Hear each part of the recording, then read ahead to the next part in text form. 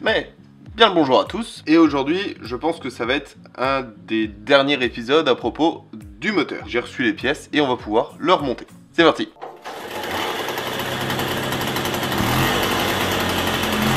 Bon, alors avant toute chose, j'ai reçu mes pièces, donc je vais voir un petit peu ce qu'il y a dedans, s'il n'y a rien qui a été oublié, et puis on va voir ce qu'il y a là-dedans. Une magnifique pince à circlip pour que j'arrête de galérer, ça sera très pratique. Le joint de la pile d'admission, ça théoriquement ça doit être un joint pour isoler le volant d'allumage, enfin le plateau d'allumage. Et ça c'est pas la bonne pièce malheureusement, c'est pas ce que j'attendais mais je vais voir si j'arrive à faire avec ou pas. Le joint du carburateur, joint de cuve du carburateur, impec. Et donc l'histoire avec cette pièce en fait c'est que du coup pour passer de l'intérieur à l'extérieur de ce plateau d'allumage, normalement à cet endroit là j'ai une petite pièce, un espèce de bout de feutrine mais j'arrive pas à le trouver. Donc du coup il va falloir que je bricole un truc pour que je puisse passer de l'intérieur à l'extérieur sans faire court-circuit avec la masse du moteur. C'est pas grave, on va déjà commencer à remonter tranquillement le moteur et puis on va voir ce que ça donne. Joint d'admission, il y a un sens. Voilà, bien mieux comme ça. Belle pile d'admission. Remise au goût du jour. Dans ce sens là. Et deux beaux petits écrous.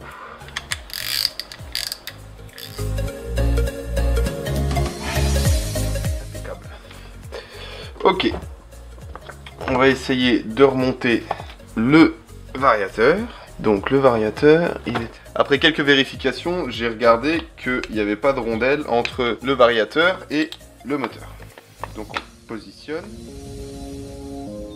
La cage à aiguiller dedans. Et je peux déjà prégraisser l'axe. Ok, impeccable. Bon, maintenant on va pouvoir remettre nos petites rondelles. Donc, on a d'abord celle-ci, donc rondelle plate, classique, qui va se mettre au fond. Voilà, parfait. Et on va mettre notre premier circlip. Donc c'est celui-là, avec les gorges vers l'intérieur.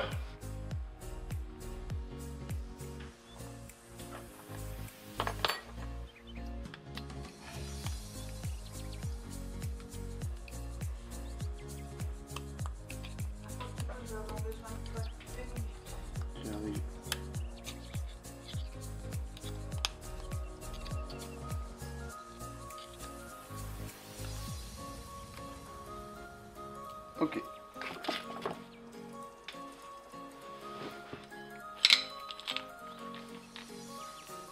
Parfait. Hop.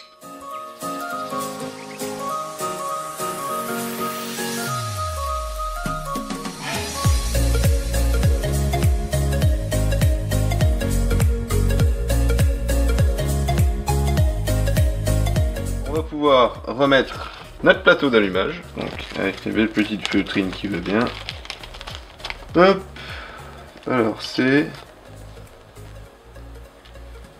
comme ça, je dirais. Yes, ça a l'air de tenir la route. Novi, il va comme ça, voilà. Et donc là, on avait toutes nos pièces de l'allumage. Maintenant, on va remonter tout ce qui est plateau d'allumage avec les bobines, etc. Donc là, moi, j'en ai une qui fait un peu la gueule, mais que je vais devoir retaper parce que j'en ai pas d'autres. Et pour l'instant, je la laisse comme ça. Et après, je pense que je vais la remettre un petit peu mieux. Donc, on a la vis là. Hop. Et là, on a tout un tas de...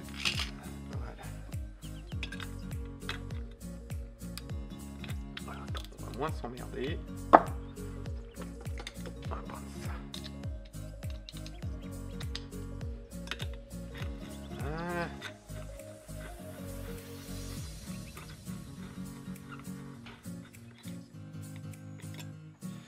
Voilà, et l'autre.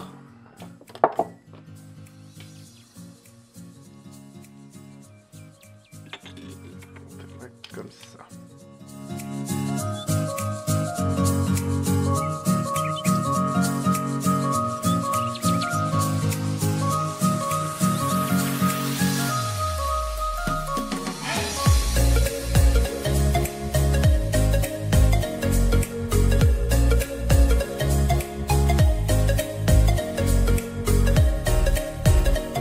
maintenant on va s'occuper de régler le calage à l'allumage. Alors, moi je vais juste remettre la petite griffe qui était à la place de là, que j'ai oublié de remettre, bien sûr. Ok. Maintenant, dans un premier temps, il faut que l'ouverture maximale de notre rupteur, donc le rupteur c'est la pièce là, c'est ce qui va, hop, vous voyez, s'ouvrir quand le moteur tourne, et quand ça s'ouvre, en fait, ça déclenche l'allumage. Donc pour ça, il faut qu'avec notre cam, on ait une ouverture, vous voyez, quand je tourne légèrement, le rupteur s'ouvre. Et il faut que j'ai 40 dixièmes d'ouverture de rupteur. Donc je vais prendre ma pige de calage de 40. Je vais desserrer légèrement pour avoir un peu de jeu. Et je vais prendre quelque chose pour faire levier, là. Je vais faire levier comme ça. Pour que quand le rupteur est ouvert à son maximum, j'atteigne 40, donc c'est dans l'autre sens pour ouvrir, voilà. J'atteigne 40. Donc déjà, il faut que je repère le point où c'est ouvert le plus.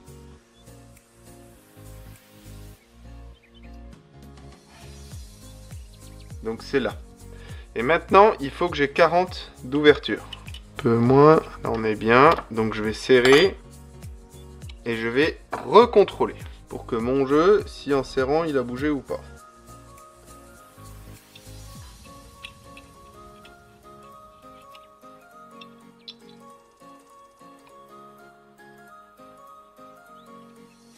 Parfait. Ça passe tout juste.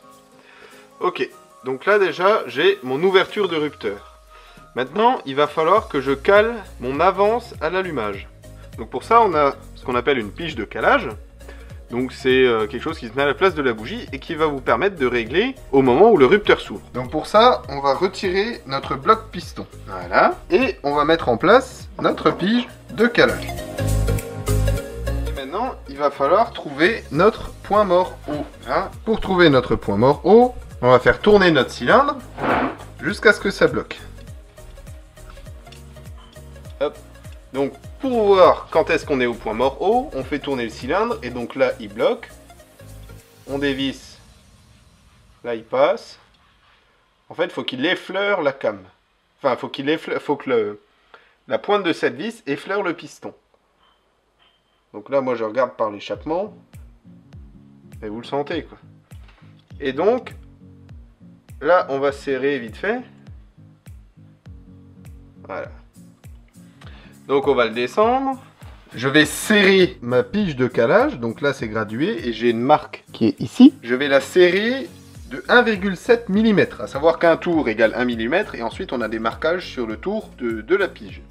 Donc 1,7 mm. Là, on est entre 4 et 5. Donc je peux déjà faire un tour.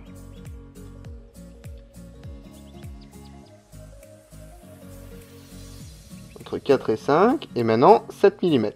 1, 2, 3, 4, 5, 6 et 7. Donc là on a réglé notre avance à l'allumage, et normalement, voilà. Quand je tourne dans le sens normal du moteur, la cam tape contre le piston. On ne peut pas aller plus haut. Et maintenant, on a une technique qui est simple, donc on va pouvoir retirer notre cam. Pour ça, il vous faudra une feuille de papier à cigarette. On va mettre notre feuille de papier à cigarette entre les deux rupteurs. Donc là, il tient. Et à partir du moment où le rupteur lâche la feuille du papier à cigarette, le début d'allumage est bon. Voilà. Là, il est bon. Et donc là, notre ouverture de rupteur et le calage à l'allumage est bien réglé. On va pouvoir taper la cam pour la bloquer. Et puis, on sera bon. Bon. Et voilà, et du coup on a réglé notre avance à l'allumage, j'ai tapé la pige de calage, donc il suffit tout simplement de mettre un petit coup de maillet ou d'autres tournevis dessus pour la bloquer. Et on va pouvoir remettre notre bougie. Et bien sûr sur la bougie, toujours une petite couche de gras, ça fait pas de mal. On sait maintenant, la graisse cuivrée, il n'y a pas mieux. On en met un petit coup, hop. Et voilà, tac, pour le moteur maintenant ici. Et ben on est plutôt pas mal devant le moteur, enfin le volant magnétique. Voilà. Très bien. Voilà. Je vais pas le serrer parce que j'ai encore une petite modif à faire dedans, mais c'était histoire de vous montrer un petit comment ça rendait quoi. Et moi je trouve que franchement ça rend plutôt bien.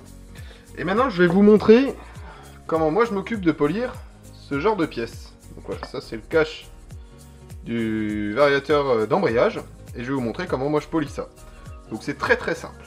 Je vais vous montrer ça tout de suite. Déjà, de base, il faut le nettoyer. Il faut que ça soit dégraissé, que ça soit quand même un minimum propre. Donc je vais mettre un petit coup d'éponge propre dessus et un coup de nettoyant fin. Et je reviens tout de suite après. Donc je vais déjà y mettre un petit coup de ponceuse, histoire d'enlever les plus grosses marques.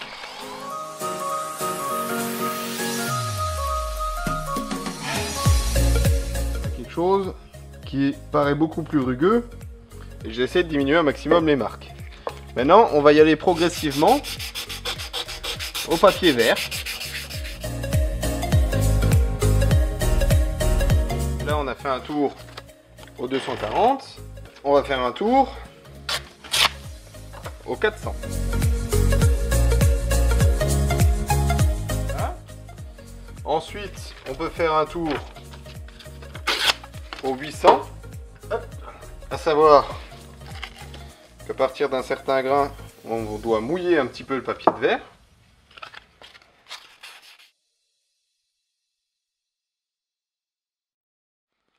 Voilà. On regarde qu'on ait le moins de marques possible. On va pouvoir attaquer avec un grain encore plus fin.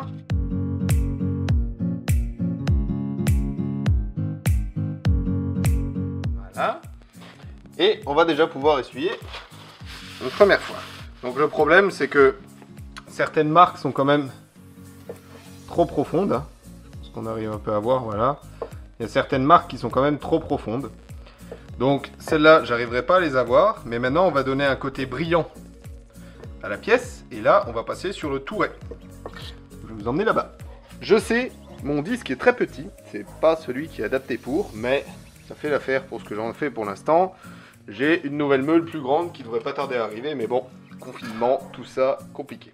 Allez, on l'allume et on met une première pâte à polir qui est grossière. Voilà, elle est un peu plus grosse, la marron. Voilà. Et on va commencer à attaquer.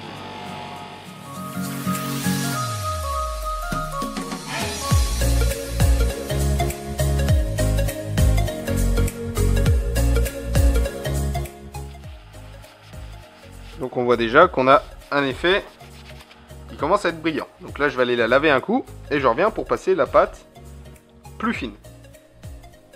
Voilà, on commence à avoir un résultat où on me voit derrière. Et maintenant je vais passer à la main un petit coup de belle gomme chrome. Et comme ça ce sera bien propre quoi. Voilà, on a mis notre petit coup de belle gomme chrome. Bon, ce sera jamais du chrome, mais je trouve que le résultat est plutôt sympa. Bon, bien sûr, j'arriverai pas à ravoir les petites les attaques qui ont été faites sur le métal. Et de toute façon, le volant là commence à être usé, étant donné que j'ai déjà une plaque qui s'est fait la malle. Donc je vais essayer de la recoller. On verra si ça tient. Je suis pas sûr du tout, mais je vais essayer. Et dans le pire des cas, bon bah je le changerai. Mais au moins, vous avez la technique pour voir comment on fait. Allez, on va remonter ça. Je vais recoller le frotteur, là j'ai plus le nom. Je vais le recoller et puis je vous montrerai et puis on remontera ça. Bon, eh ben nous y voilà. Tac, tac. Alors, si j'ai sorti la bobine, c'est que je voulais voir si ça fonctionne. J'ai le plaisir de vous dire que j'ai de l'étincelle. Voilà, ça fait plaisir. Donc c'est une très bonne chose. Je vais essayer si je peux, si j'arrive à me démerder, de le faire tourner. Alors par contre, je vous garantis absolument rien. Je vais remettre le carburateur, il faut que je retrouve le câble d'accélérateur et compagnie. Et je vais essayer de le faire tourner, rien n'est garanti. Mais bon, déjà on va... Alors je vais enlever ça. Un beau volant d'embrayage tout propre, tout neuf, bien retapé. Ça c'est une très bonne chose aussi. Donc on va recaler ça impeccable bien. Hop. Et voilà. Alors déjà, on a un petit graisseur que j'ai nettoyé, qui était dans un état pitoyable. Je me suis cassé le cul à nettoyer, donc on a un tout petit graisseur qui va ici. Voilà.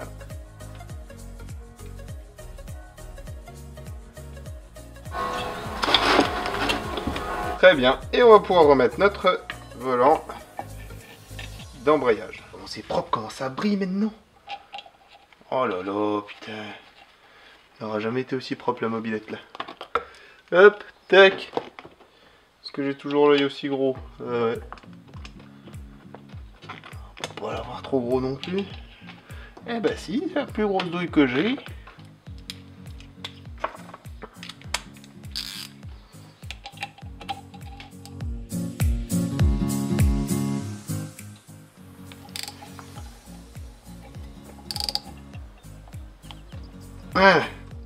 Ok, bon, j'ai remplacé le joint comme j'ai pu. Si ça fuit, je saurai qu'il faudrait que j'en refabrique un.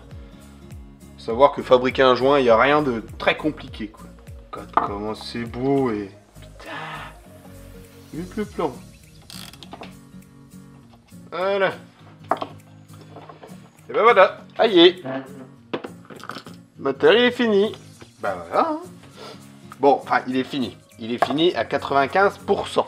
Étant donné que les dernières choses qui restent à faire dessus, j'ai demandé à un ami de m'usiner une petite pièce en 3D, en plastique qui tient un peu la chaleur, pour passer de l'intérieur à l'extérieur du bloc. Parce que là, comme c'est branlé, je trouve ça excessivement dégueulasse.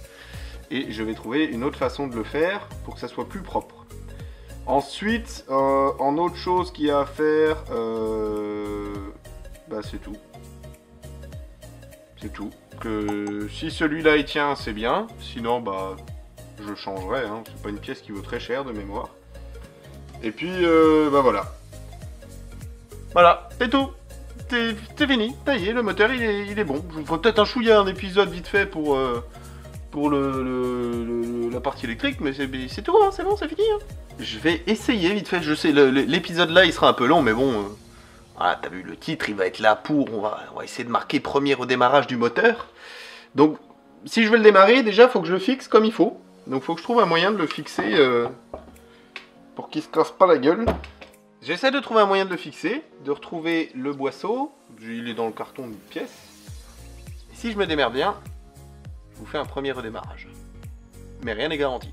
Vous le saurez maintenant. Cap! Je suis à 2 doigts de le démarrer. Alors, je reconnais que j'ai une technique un peu archaïque. Mais bon. On fait comme on peut. Ah, ça sent l'essence.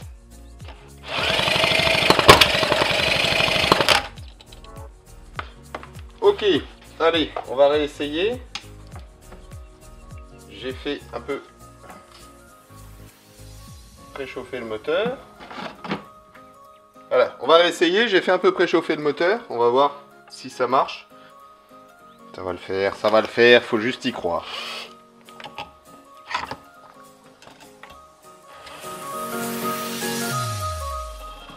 Je suis un blaireau, je suis un putain de blaireau.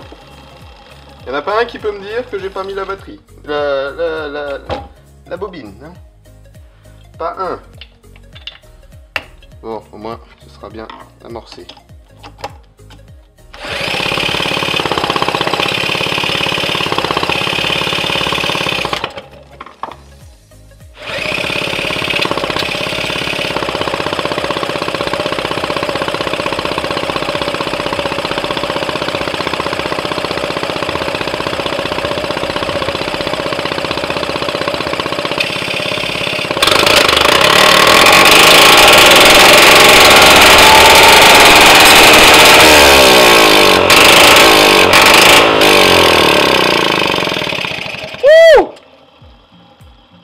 Ça marche! Je suis content, ça marche, le moteur démarre, voilà. Impeccable.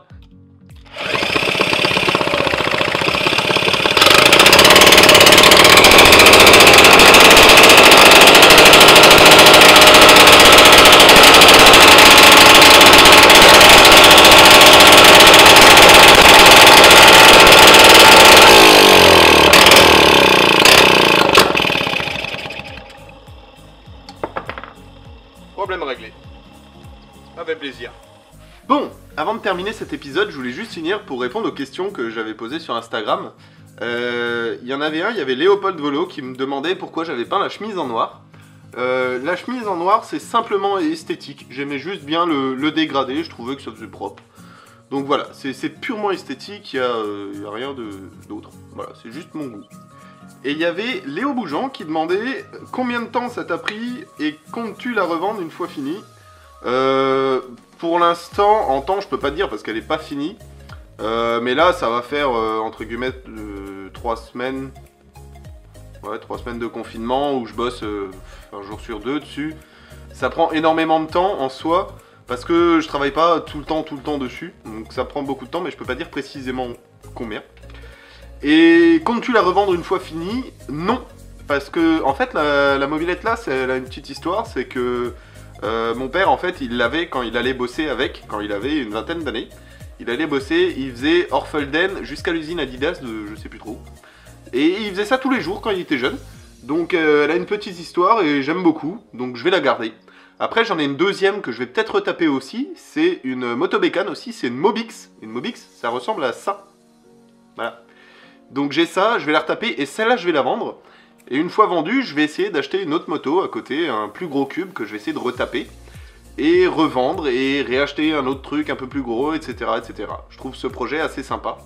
Donc voilà, dites-moi ce que vous en pensez dans les commentaires. Et puis voilà. Eh ben écoutez, moi j'espère que cet épisode ça vous aura plu et je vous fais à tous des bons brevets bien massifs des familles. Voilà, ça fait plaisir. Ah, il est content.